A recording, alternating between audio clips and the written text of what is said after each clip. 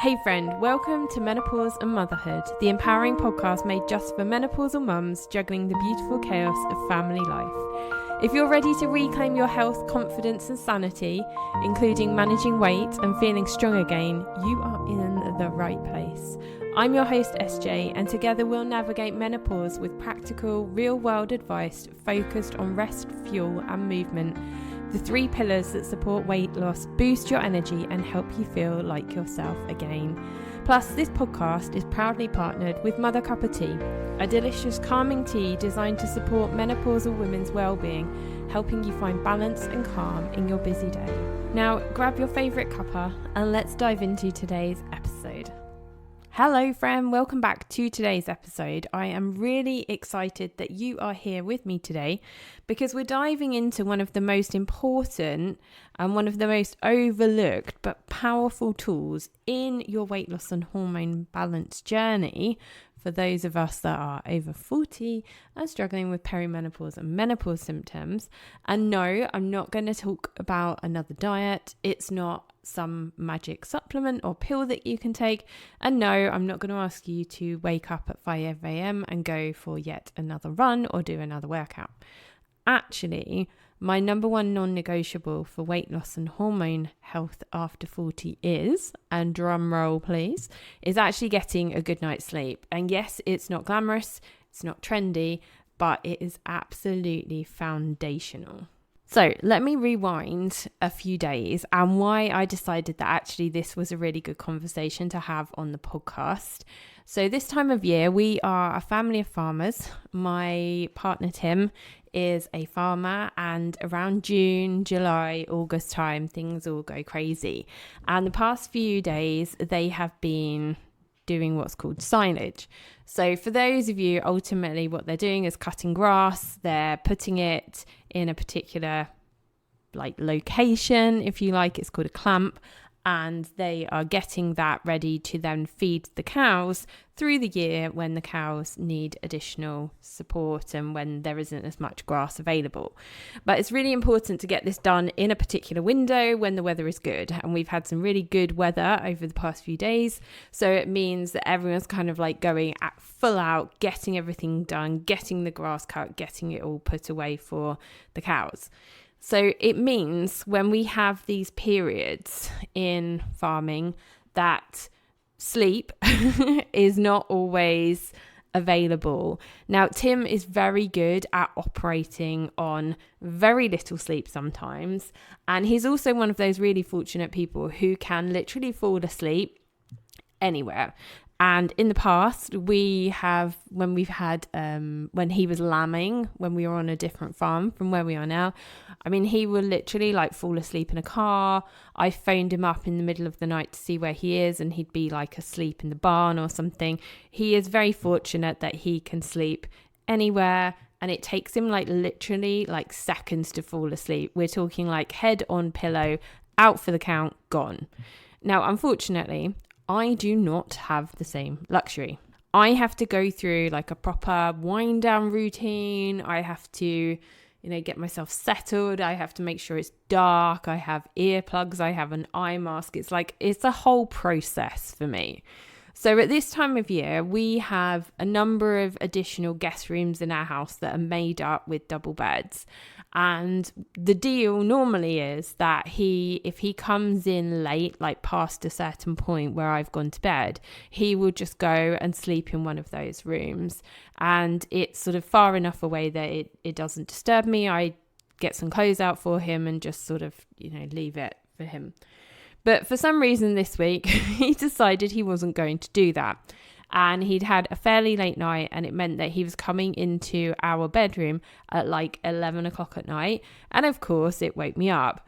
And I'll be honest with you, I totally lost my mind because I'm tired.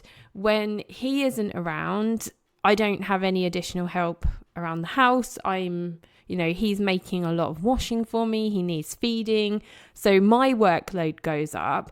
I'm struggling with my own like perimenopause and menopause symptoms, and sleep is really, really crucial for me. So when he decided to come into our room at 11 o'clock at night earlier in the week because he decided he didn't want to sleep in one of the guest rooms, I literally lost my mind at him. And it meant like we had like a bit of an argument in the evening at that time of night, and he sort of stomped off and did go in the other bedroom. But it just made me realize that I needed to sit down and, once we'd sort of got over ourselves a bit the next day, I did actually sit down with him and explain to him like how important sleep is for me, because he doesn't have the same struggles. Like, first of all, he's a man, testosterone is his main hormone. He doesn't have the ups and downs that, women that we have on a day-to-day basis. And he's also quite resilient. Like, there are some people who are just better at going with less sleep. They cope with it better. He coped with the sleepless nights when we had Chloe far better than I did. And he just sort of doesn't really understand the importance of sleep for me. So it meant that I needed to sit down and actually explain it to him again, because I have had this conversation with him previously, probably about a year ago when we were coming into harvest, and he just obviously needed a bit of a reminder. But it was that kind of situation that made me think, do you know what? We need to talk about sleep, and we need to talk about how powerful sleep is for us when it comes to our weight loss and our hormones. So let's start with having a conversation around why sleep is so important. Because as we move through our 40s and into perimenopause and menopause, our hormones, particularly estrogen and progesterone, begin to fluctuate. We know this, and we know that these shifts can affect everything from our metabolism to how our body stores fat to our ability to recover from stress. And guess what? Sleep is really important because this is where healing happens for our body. So when you sleep, your body rests. Your hunger hormones, which I've spoken about on previous podcast episodes, we've got two hunger hormones called leptin and ghrelin.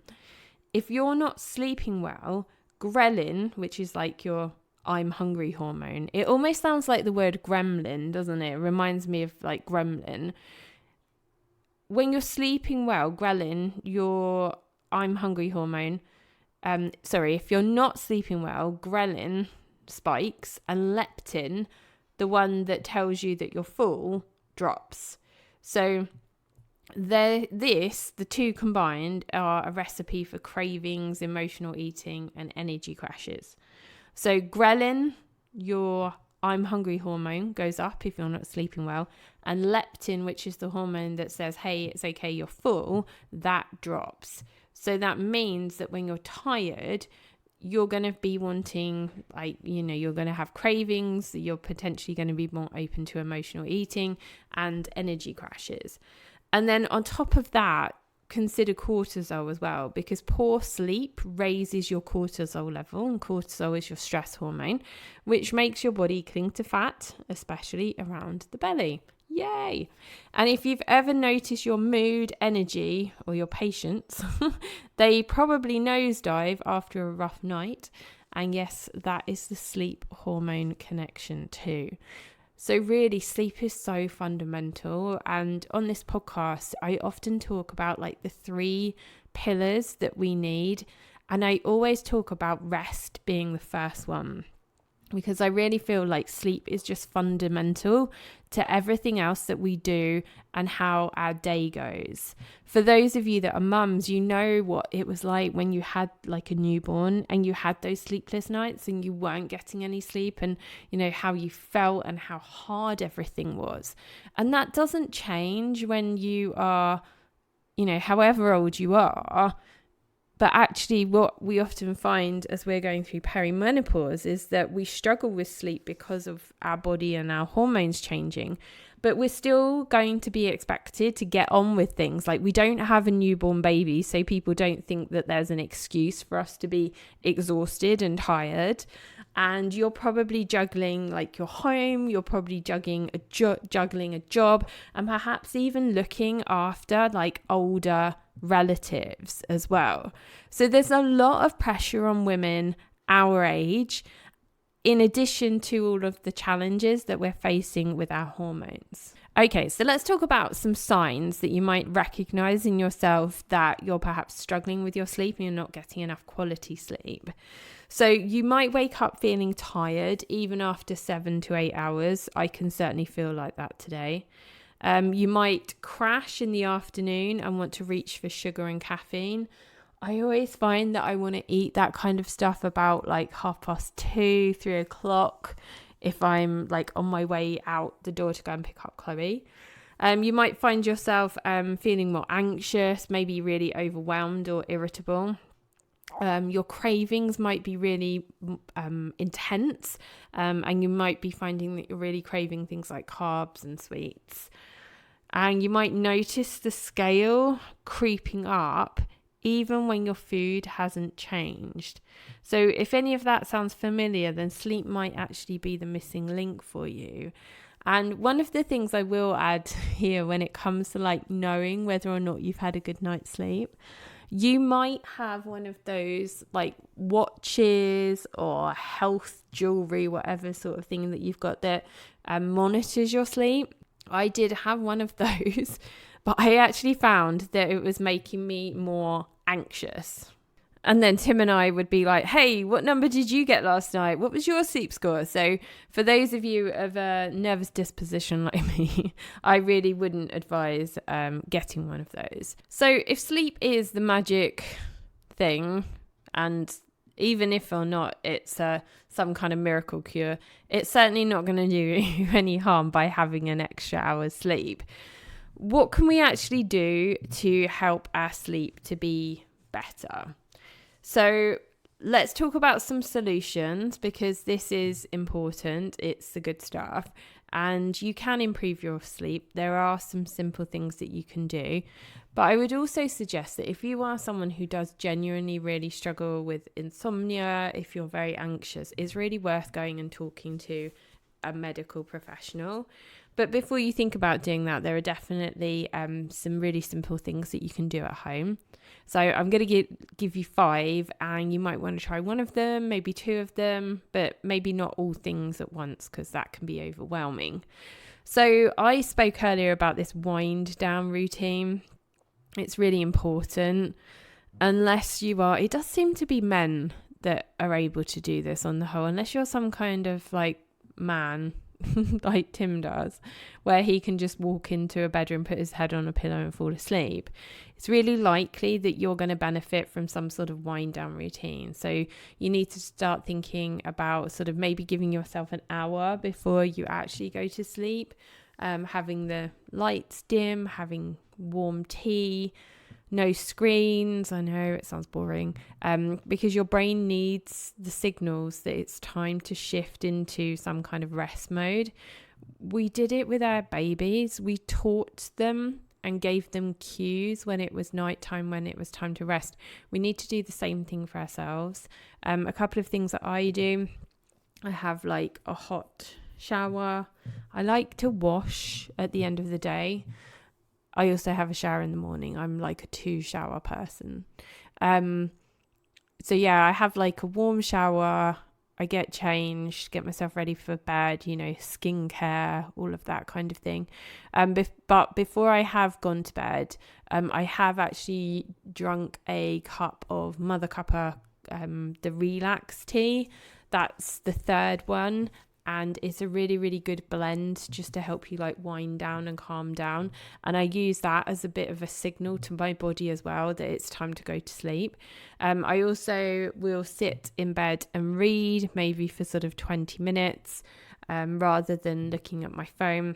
And I do often actually like put my phone downstairs or leave my phone elsewhere, because I know that Tim's going to have his phone next to him for work and the farm, and anyone that needs to contact me, they're going to have his phone number. So I tend to put my phone like completely elsewhere. And number 2, limit caffeine, especially after 2 o'clock in the afternoon. They do say that caffeine can stay in your system for like 12 hours. So if you're thinking that you're going to be able to drink a cup of coffee at 3 o'clock in the afternoon, then potentially that's going to be in your system until 3 a.m. So that's definitely worth thinking about. And again, this is why I really like the teas and our partner Mother Cuppa, because they've got 4 different blends of tea. So we've got Energize, we've got Hydrate, we've got Calm, and we've got Clarity. And those 4 blends, they're really, really good, and they don't contain caffeine. So you can drink them and they're going to support your hormones, but you're not going to have to be thinking about the caffeine crashes that you're potentially going to have. Number 3, keep your bedroom cool and dark. We always think that actually having heat is comforting, but actually to get better sleep, your body prefers a lower temperature. Hormonal changes do make us more sensitive to temperature and light, so you might find you like waking up in hot sweats and that sort of thing. A cool, dark room really does help your body stay in a deeper sleep cycle. So having like thick curtains, blackout blinds. I sleep with a sleep mask, particularly at this time of year in the UK, because it doesn't get dark until like 10 o'clock in the evening. Well, 10, 11 o'clock in the evening, and then it's light at like 4 in the morning. So I do use a sleep mask, and whether or not it always stays on is a different matter. Number 4, eat enough during the day, because under eating, like especially for women who are trying to lose weight, can cause blood sugar crashes at night time, which disrupt your sleep. So making sure that you're eating consistently throughout the day, maybe having, something to eat before you go to bed. And I don't mean stuff that's full of sugar, obviously, just to make sure that you don't get hungry throughout the night. And number 5, magnesium and herbal support. So things like magnesium can really help with your sleep. And then herbal teas. These are really helpful. And Mother Cuppa do an amazing tea. It's called Relax. It is my favourite blend, and I just jumped up to go and get the packet so I can read you some of the ingredients, and it smells absolutely divine. So it's got rose hip, it's got roasted dandelion root, it's got pear pieces, cinnamon, apple pieces, orange peel, and surprisingly lavender, but you really can't taste it. It just smells like, just think of Christmas, think like spiced apple and vanilla, cinnamon, like that kind of thing. It's like a really warming, comforting blend. If you are going to try the teas, I definitely would recommend getting the Relax blend. It tends to be everybody's favorite tea, so yeah, definitely grab yourself some of that. The link to get that is in the show notes. It does ship internationally as well, so those of you outside the UK that want to try some, you can absolutely try it too. It's amazing quality, really, really, it's one of those small businesses that really does craft their products with care. And Candice, the owner, she's a friend of mine, and it's just a brilliant quality tea. I just cannot say enough wonderful things about it, which is why I am partnered with the company and why they are partnered with us on this podcast. And I also recommend trying this tea, because one of the things that I did allude to in one of the other episodes, when it comes to herbal supplements, trying new supplements, you want to start, and I use the word low and slow. And that's why the Mother Cuppa teas are actually a really good way of doing that. You can give yourself and your body the opportunity to feel the benefits of it, but it's not going to have any sort of negative impact on you at all. So let's sum up. Let's start to think about ending this episode. I think it's important to say that when it comes to your health, the basics are really important. And the health industry does try and sell us like this magic pill. And I think menopause and perimenopausal women, we're really susceptible to it. We struggle with our weight. Life feels really, really hard. And actually what we want somebody to do is actually create a magic pill that's going to take all of these problems and symptoms away. But unfortunately, that doesn't exist. And actually what we need to focus on are the fundamentals, the 3 pillars that I'm always talking on this podcast: the rest, getting your sleep, fueling your body with the right nutrition, and then also the movement as well as the cherry on the top of the cake. Because I think we've always been conditioned to think that we need to do more, to exercise harder, to eat less, to keep busier is the way to health. But actually, your body is asking you to slow down, to rest, to reset, and that all starts with sleep. You cannot out diet or out exercise poor sleep. I think sleep is your fundamental, the thing that you need to be able to do that exercise, to want to eat healthy.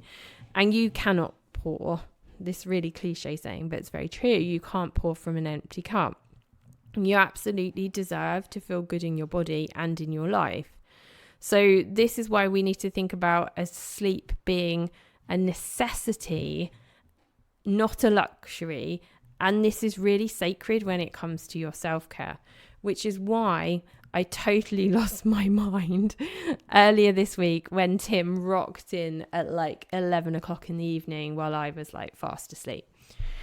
I hope you found this episode helpful, and if today's episode did resonate with you, I would love to hear from you.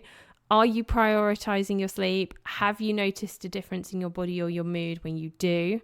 Come and say hi to me over on Instagram. All the links are in the show notes. Drop me a message if you prefer.